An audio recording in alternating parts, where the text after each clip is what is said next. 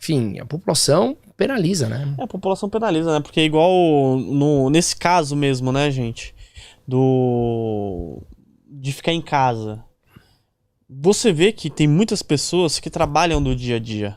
As pessoas, elas vivem do dia a dia. O sorveteiro que vive do dia a dia, o cabeleireiro que vive do dia a dia. Não tem como você falar pra ele fechar que depois a economia vê. Não, as contas dele tá ali.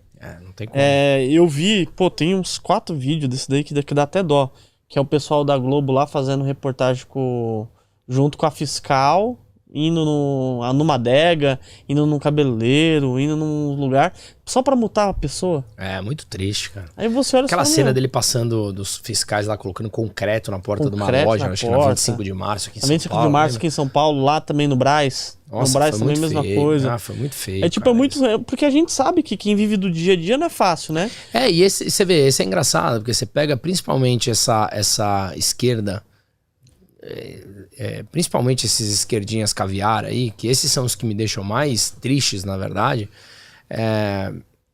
Eles falando assim, nossa, mas você vê, a democracia tá em risco, o Bolsonaro é fascista. Gente, vamos entender, não vamos botar aqui, porque a gente precisa trazer essa pessoa pro nosso lado. Então, explica pra ele o que é o fascismo. Quando que um país fascista, que teve Hitler, Mussolini, você podia falar mal do presidente? Jogaram bola com a cabeça do presidente, você lembra disso? Lembro. E não acontece nada com quem faz. E tudo bem, tá certo?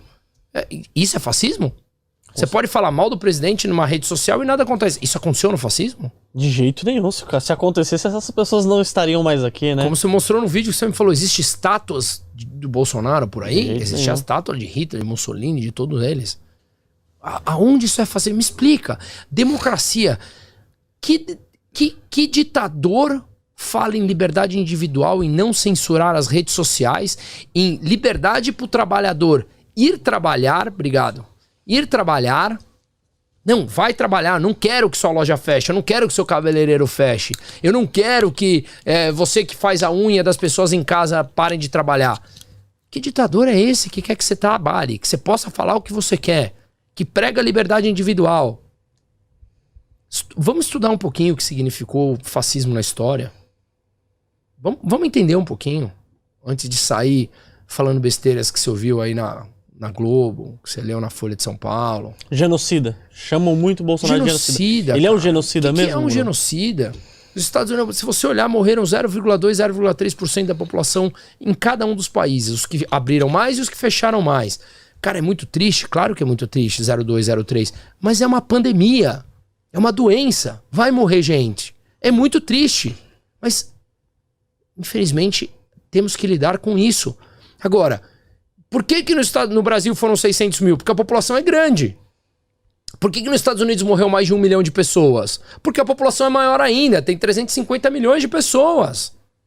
Aí eles colocam como se fosse só no Brasil, né? Claro.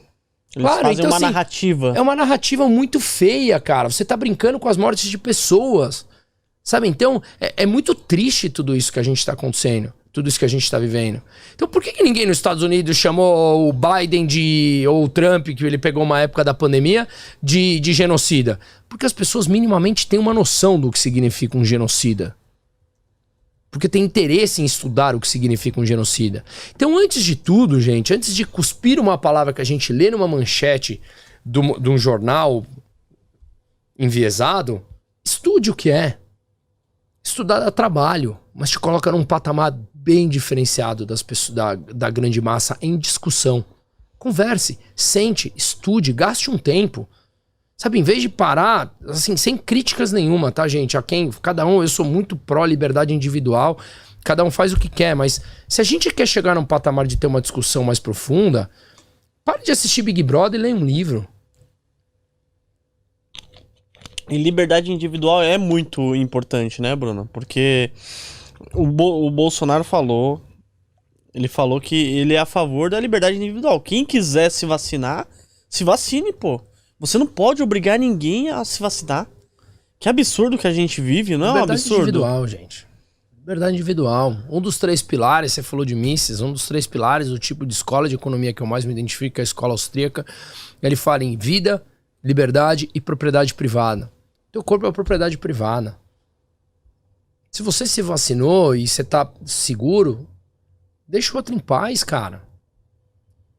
Que mania da gente querer entrar na vida dos outros agora, apontando o dedo, julgando, apontando.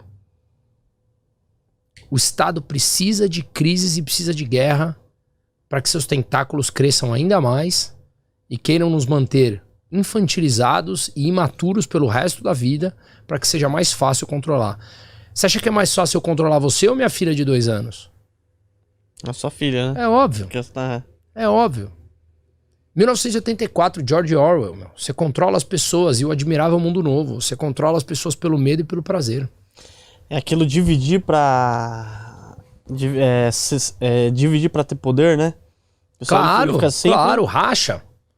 Racha. Antes era LGBT, agora virou LGBTQ. Depois A, I, mais, Y, Z, W, X, sei lá o quê. Aí um fica brigando Com todo com o respeito, outro. cada um faz o que quiser, cara. Liberdade individual. Mas quanto mais você racha,